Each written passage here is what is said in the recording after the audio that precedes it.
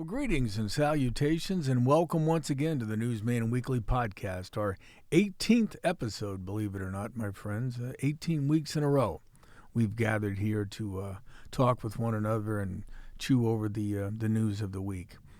Thanks once again to local country singer Luke Watson for crafting this show's theme song, Smoke and Drink. Certainly not alien to anybody that's been on this podcast, or at least works on this podcast crew. So happy Tuesday to everybody. Halloween's just a week or so away. Hope everybody's got their candy supply purchased, costumes ready, party supplies in hand. Me, not so much. Halloween is a fun little event, but I got enough problems in my life and with my face without slapping a mask on it at this point. So let's just get started. We have made some major personnel changes today in the Newsman Weekly employee roster. The trade deadline is approaching in the podcast league, and we felt we needed to do something to improve our chances of making the postseason here at the Newsman Weekly. So over the weekend, we traded executive producer Zach Heiser for a set of new headphones, a new soundboard, and an audio software program to be declared later. Earlier this morning, we designated video producer Grant Ritchie for assignment. If no other podcast picks him up, he'll become a free agent. We wish him the best. We've also elevated Shelby North County reporter Hayden Gray to assume both of those roles. Congratulations to him, albeit perhaps only temporarily. All of that is to say, in all honesty, folks, Heiser and Ritchie are both on vacation this week, and Gray has agreed to fill in, so please disregard everything I just said. Welcome, Hayden. How the hell are you? I'm good. Thank you, Carl. I think that was a phenomenal way to describe it, and yeah, I mean, we wish them the best, and we hope they'll make a return. Well, they certainly show up earlier than you do. I'll give them that. I mean, it was 20 minutes before liftoff this morning, and I'm looking around, and showtime or call time is around, 30 minutes before the hour, and we were 10 minutes past that, and I'm thinking, well, do I have to do everything myself this morning? I mean, I explained to you, we had a little coffee cup incident this morning, so... I know you explained it to me, but I really insist that you tell the podcast audience just what happened that made you almost so late as to cripple my ability to do this show today. Well, it's just like all the jokes in the cartoons or reality shows. I did leave my coffee cup on the car this morning. It made it all the way down the large hill that is Gray Street, and then proceeded to fall off on flat ground. So I did still see the mug. The lid is gone, so that is a loss. But the mug is recovered with a minor scrape. So if you're out on Gray Street and you find a coffee cup lid, please contact Hayden Gray because he is missing it. So. Yeah. Well, we're glad you stumbled in, got everything fired up with audio and video and things like that. You had a big weekend. I think you covered Richland County's biggest football game of the season on Friday night. So take us there. What was the atmosphere like on the sidelines and in the stadium up in Shelby when Ontario came to town for a battle of unbeatens? Oh, it was great. I definitely tried to get there pretty early. I usually try to get to a game around 6, but I got there around 5:30, and people were already lined up at the gates, and it felt like kickoff was just going to be a little away, although there was 90 minutes left. So, but it was a great atmosphere. You always hope for weather like we had on Friday that's not going to impact the game. So that was great. There was lots of things going on. It was military service night, so it threw me off a little bit. The Whippets wore camo.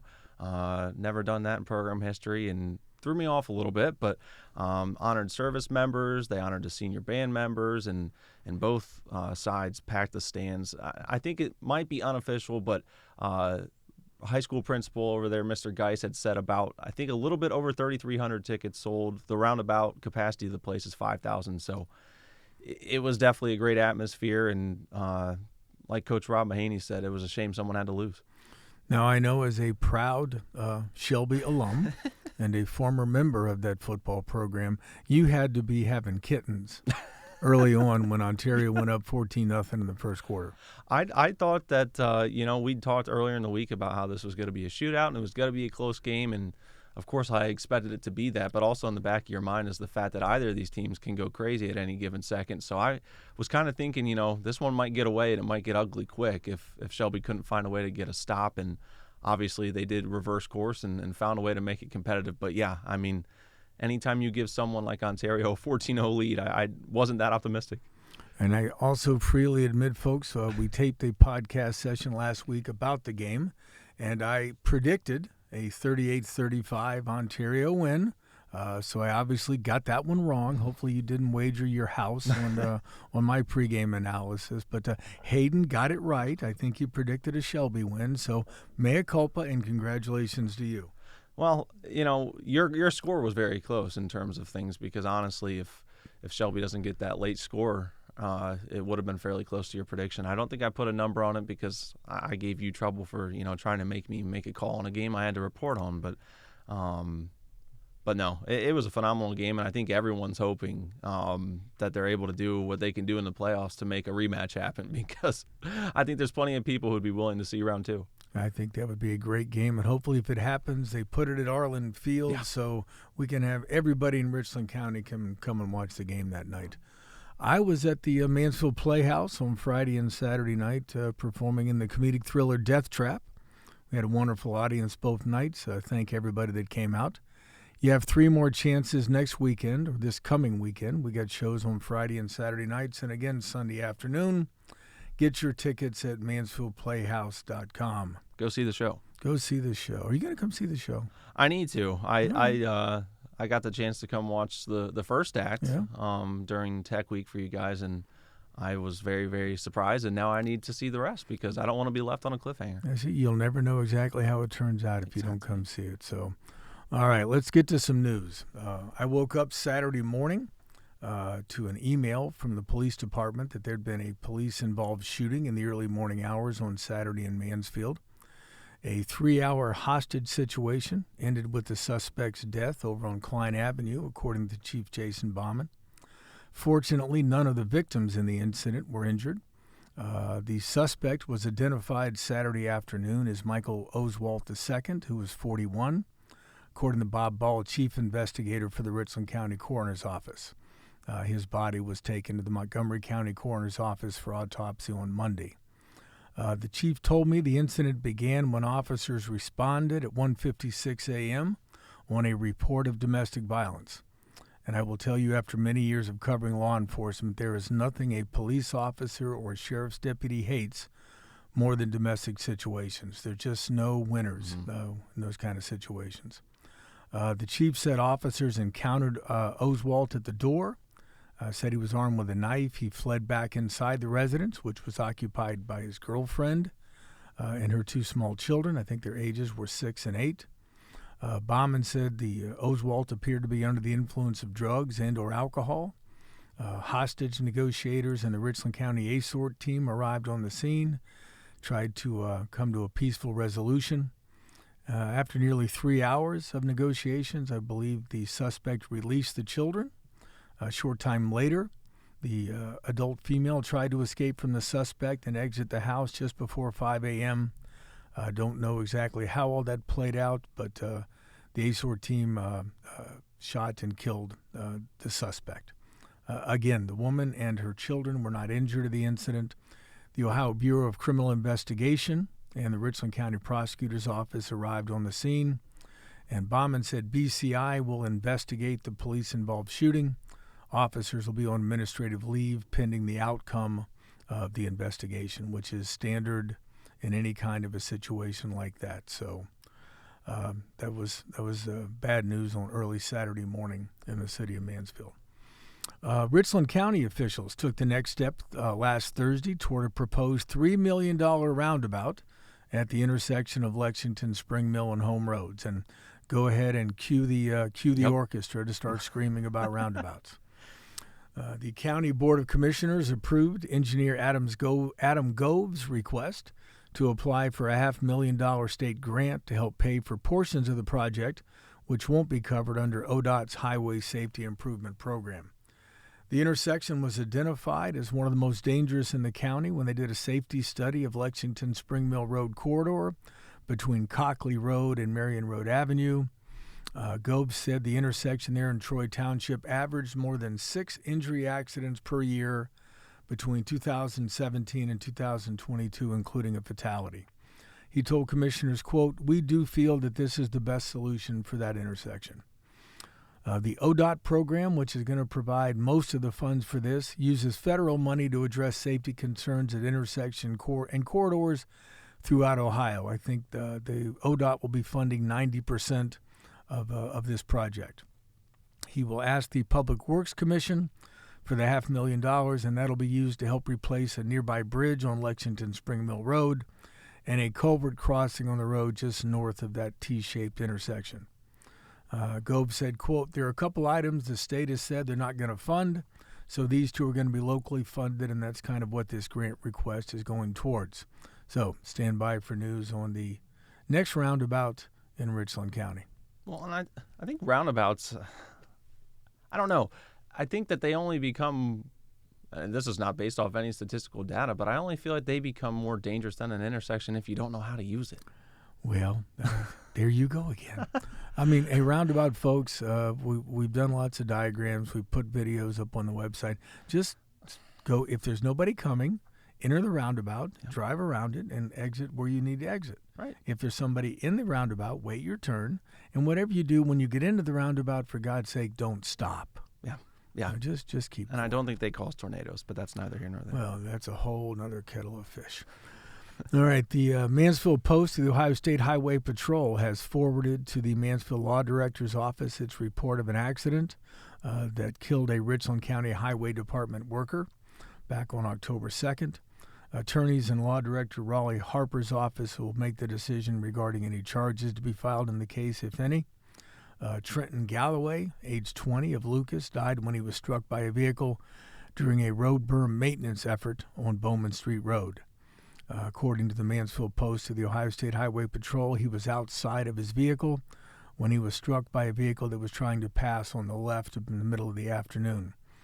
Richland Source got a copy of the accident report last Thursday through a public records request. The 10-page report said Deanna Coons, 43, of Shelby, was driving a 2019 white Nissan Rogue southeast on Bowman Street Road, south of Myers Road, when the accident happened. Mr. Galloway was pronounced dead at the scene. The accident occurred on a level stretch of Blacktop Road in dry conditions on a clear day. Coons told troopers that she had just left work in Shelby and was headed to a grocery store on Ashland Road. She estimated she was traveling 40 miles an hour in a 50-mile-an-hour zone. Trooper who wrote the accident report said, "Ms. Coons told me she turned onto Bowman Street Road from Taylortown Road. She noticed a warning sign for road construction but didn't see anyone around." So we'll stand by and see what develops in that very, very sad case as well. Hayden, did you know that Americans are going to elect a new president in November? I sure do. You probably read about that someplace. But Yep. Richland County voters also have a lot of local decisions to make this election in terms of leaders, tax issues, liquor issues, etc. And our election coverage at Richland Source is designed to help the county's 80,670 registered voters make informed decisions.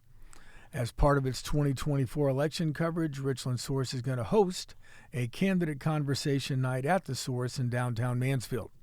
This year's event will be Wednesday, October 23rd from 7 to 9 p.m. in our offices at 40 West 4th Street. Doors will open at 6 p.m. The event is free to the public, though seating obviously is limited. The evening will also be live streamed on the Richland Source Facebook and YouTube pages. All candidates in 4 local races have been invited to participate into what has become a regular event. The Ohio Senate 22nd District, Ohio House 76th District, the Richland County Board of Commissioners, and the Richland County Clerk of Courts.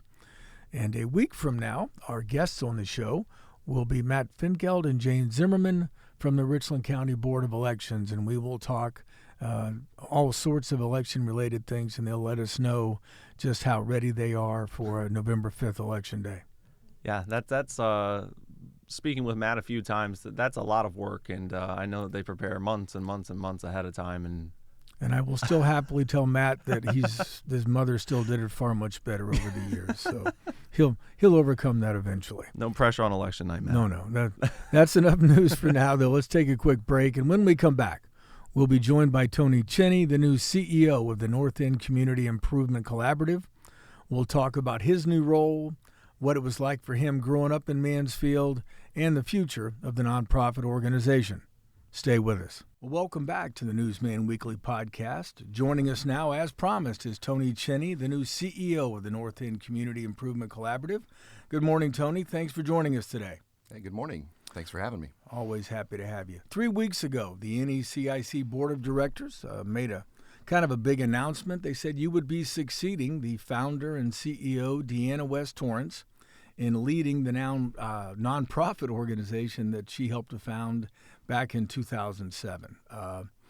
When I heard that, I said, well, I got to get Tony on the show because obviously there's some things that people in the community could and should know about Tony. So we'll get to your new role in a few minutes, but let's start off by learning more about you. I know you graduated from Mansfield Senior High School in 1994. I know you're a Mansfield native. So what was life like for you growing up in the city? And tell us about that, and then what came next for you? Well, I had a pretty typical upbringing in Mansfield, and like you say, I went to city schools the whole way through, and graduated in 1994 from senior high. I was very interested in music back then, as I am to this very day, and I also found that another one of my loves was history, and that kind of led me to pursue that as my degree later on in life.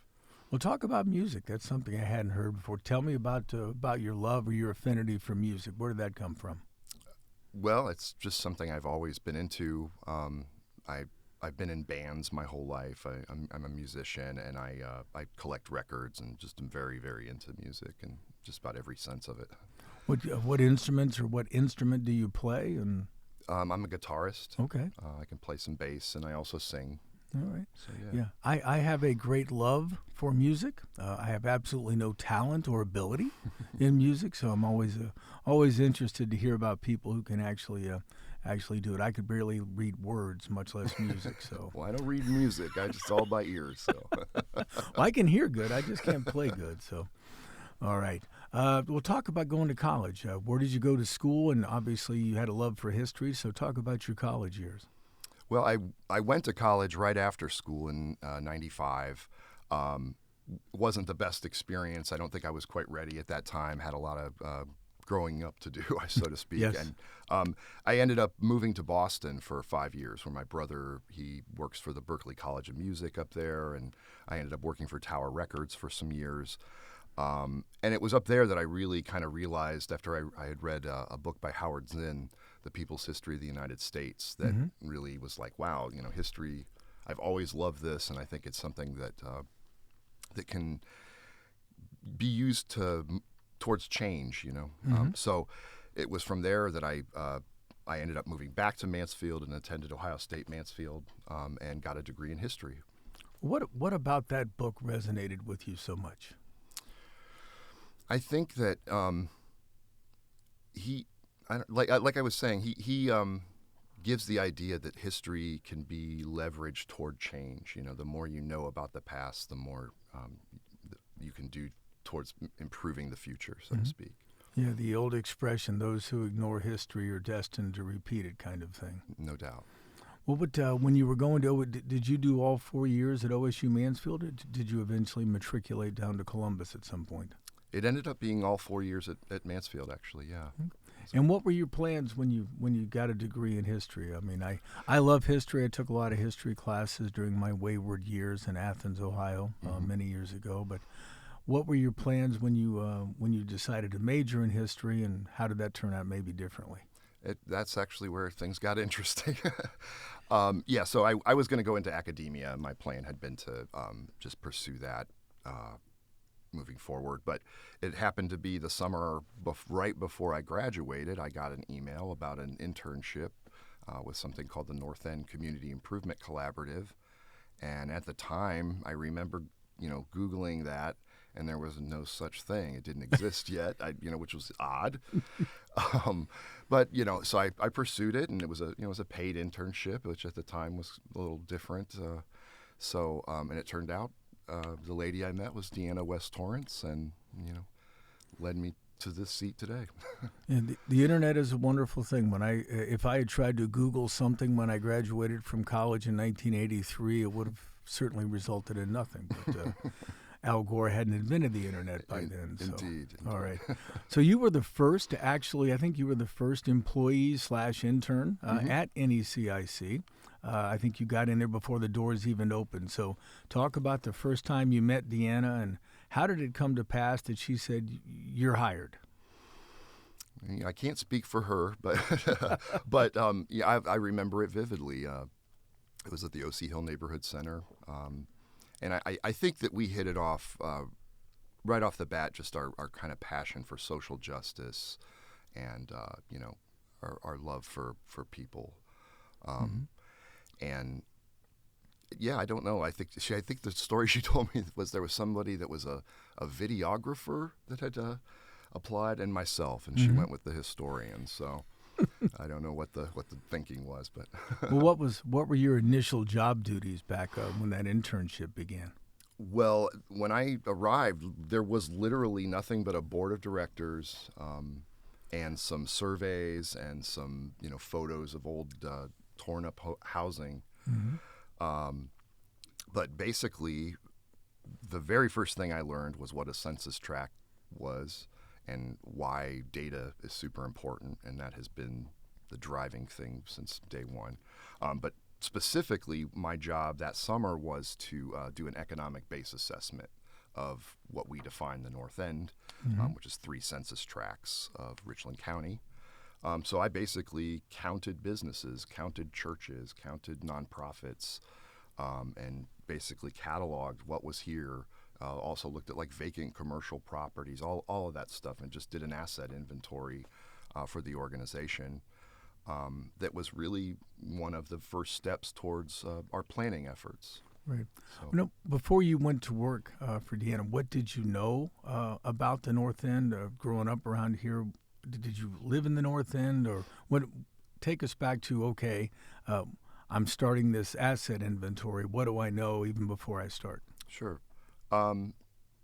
I didn't know much. I mean, I had gone to school in the North End. I didn't grow up in that part of town. I grew up on the west side, all the way out almost in Ontario. But so in the way it was defined, it included a lot more than what somebody that lives in the North End neighborhood would consider the North End. So I knew about the downtown section, sort of 3rd Street, 4th Street, that stuff. I knew about the O.C. Hill Neighborhood Center, which was key. I knew about the Friendly House. I mean, you couldn't live here and not know about that. So yeah, I had a little bit to go on, but it was the neighborhoods themselves were kind of a mystery to me at that time. So that first summer, as you did the asset inventory, what kind of stood out in your mind as being, I had no idea, or this is a surprise to me? Well, I think for everybody it was, I don't remember the exact number, but there was 400 and some, businesses, as we called them. I mean, that's everything transacting money, whether it's a church, a nonprofit. But yeah, there's over 400. And I think that surprised a lot of people that, at the time, the North End was looked at kind of as a drain on the local economy. And here's, evidence to the opposite, that there's something here that can be leveraged to change. So. All right, now, so as you begin and your career moves on and you stay within NECIC, I think you were the primary author of the organization's community economic development plans. What went into that work? What were the goals, and what's kind of happened since those were created? Sure. That's work that it continues to this very day. The neighborhood platform that I gave you is our very current iteration of that, but going all the way back, I mean, frankly, it started before I came. They were doing door-to-door surveys of neighbors and asking them, what do they care about? What don't you like in the neighborhood? And, what do we have to build on? So from there, as we put the organization together, one of our big focuses in the early days was community organizing. And we had a really great team of organizers, Gene Taddy and Sam Dunn were our original folks. And then a little later was Shanikin Pender, who worked with the youth.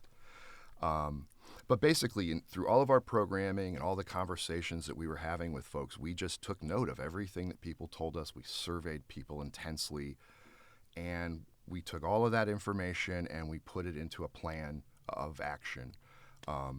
and it included basically all sorts of elements of quality of life, from land use, housing, education, health and safety, transit and infrastructure, basically anything that affects your quality of life.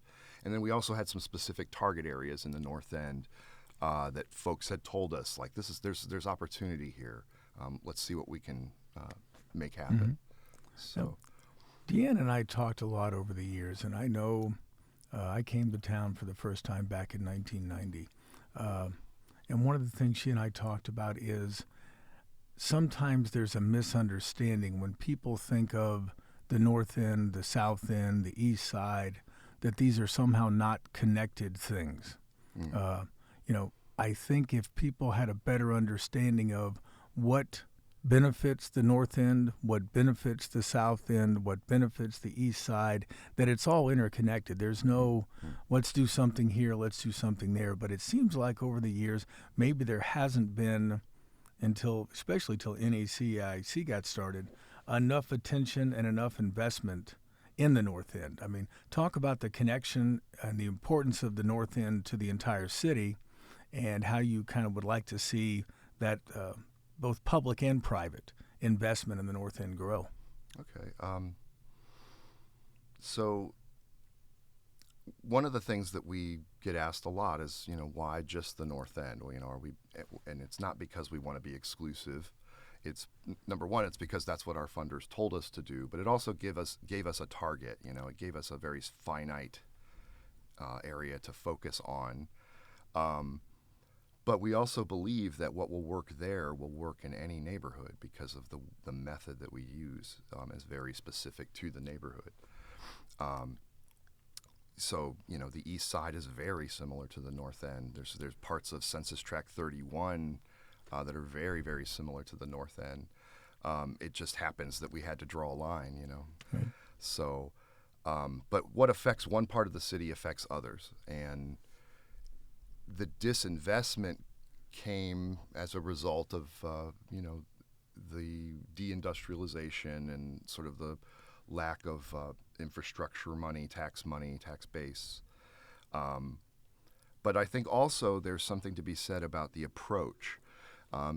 For years and years, social service agencies have operated in our community and communities just like this, but everything that they do is based on a deficit.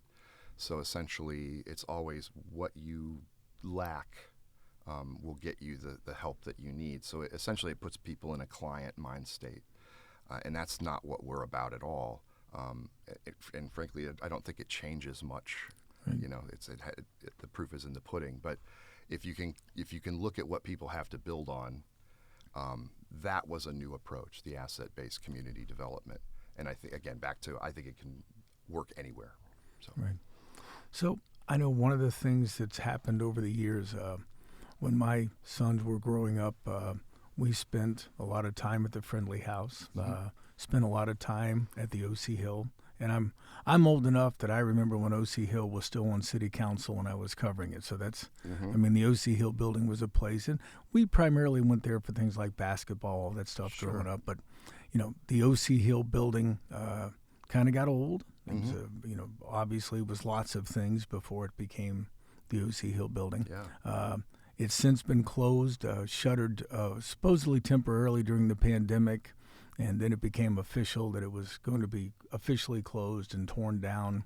I think the mayor at the time, Tim Thaker, said it would cost too much to kind of bring everything up to speed. So it's been taken down, and I know there's been talk about a new community center. At the time it was coming down, there was someone council that said, I think it was 4th Ward Councilman Alomar Davenport, who said, look, go ahead and tear it down, but we've got to have something to take its place.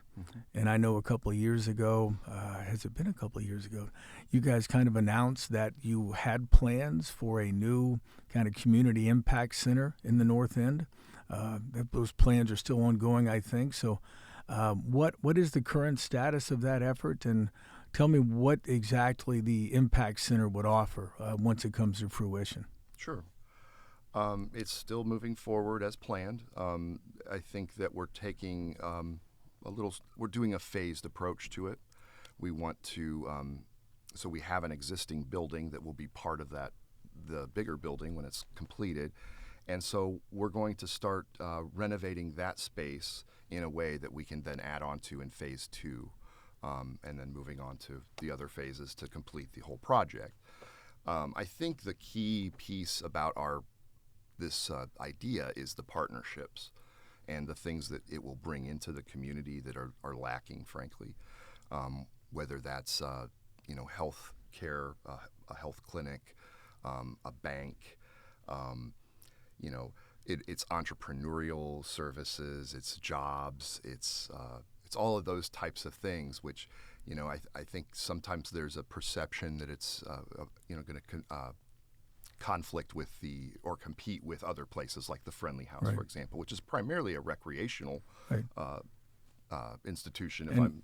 Correct me if I'm wrong. Yeah, That's my I think it understanding. is, and it's primarily for like young people in like grades K through 6. Sure. Kind of. And I mean, it's a jewel of the North End. Yes. It is the history is long, and we value the Friendly House very much. But I don't think yes, there's a bit of a recreational piece to what we want to do, but again, it's aimed at older children and young adults as well. So there's a whole list of things in terms of services. They're talking about a recording studio, a boxing ring, art studios, a podcast studio, a theater, basketball gym, an esports lab. And in fact, the esports lab will be part of phase 1. Mm-hmm. So that'll be one of the very first things that we'll be able to offer the community in what is now our community outreach center, Right. at the corner of Spring Mill and Bowman there. I'm stunned and amazed and shocked about esports. I think I saw like even Ashland University now has esports teams and things like that. I'm trying to remember when I was of age playing things like Frogger and Dig Dug and Donkey Kong. And I'm trying to think, man, I could have got a college scholarship playing Donkey Kong. How exciting would that have been? Should have applied yourself. You know what? Well, that could be said about my college career in a lot of different areas. Just apply yourself to something. So what I think Deanna left physically, I think back in March. So what has life been like since she made the move to California? I assume you've been kind of the de facto leader of the folks with boots on the ground in the city. So what has your day-to-day role been like, and has it changed much since she left? Well, now that I'm the interim, it's changed significantly. I was a research and development manager. But day to day, really, it hasn't changed that much in terms of Deanna is still a part of the organization in her role as our founder.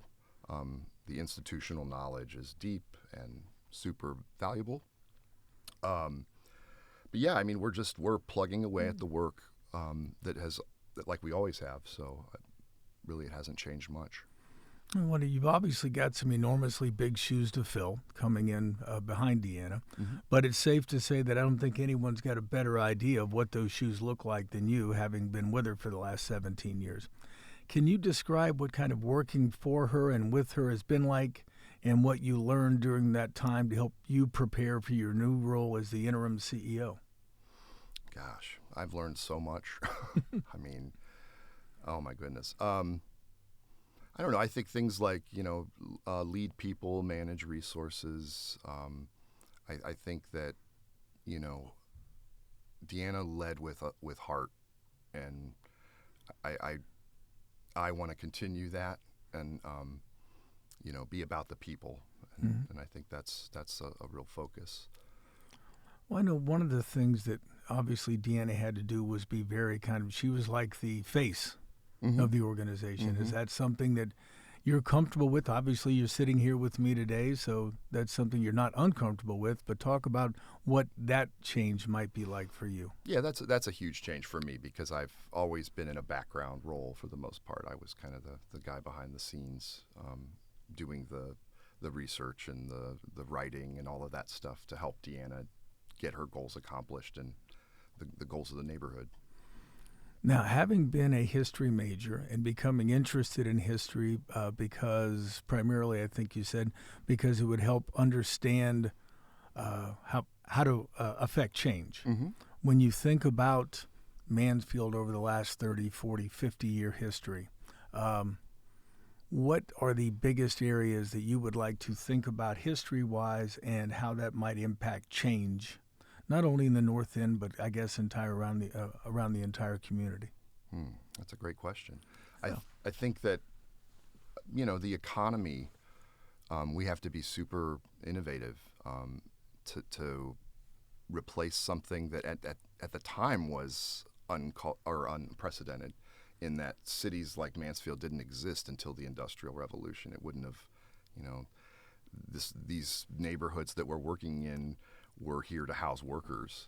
Mm-hmm. And so with that shift, we need to find ways to get lots of people to work, and not just to work, but to get a living wage, so that they can contribute as citizens in our local culture. Mm-hmm. So I think there's elements of that. I think that also we can learn from the past in terms of the things that happened racially in our community, and learn from some of those mistakes, and move forward in a diverse kind of way that's going to strengthen everybody. All right. So what comes next for NECIC? What changes do you have in mind, or you and the board? What can North End residents and the entire community expect to see in 2025 and beyond? What's coming next for NECIC? Well, we're focused heavily on community organizing. We want to get back into the neighborhoods in a much more meaningful way. But at the end of the day, this North End neighborhood platform I've shared with you, this is the work. It's what the residents told us they want to see and what they don't want to see. And frankly, if it's not in this booklet, we shouldn't be doing it. So that's we're moving towards our vision in 2028, that we are the leading engine of economic development in Mansfield, and youth and civic engagement. Right. Well, tomorrow when we post this story, I will put lots of links to your website, and we'll find a way to get off the platform so folks can go and read it for themselves and see it there. But we will leave it at that for today. Tony, thank you very much for coming in to spend time with us this morning. Look forward to having you back at some point and hearing all the other exciting stuff that the organization is doing. And Deanna will yell at me if I don't continue to remind people about the value of NECIC in the city of Mansfield. Well, thanks for having me. I really appreciate that. And folks, I'll be back in a second to put a bow on this week's podcast. But until then, please remember what Mark Twain said. If you tell the truth, you don't have to remember anything.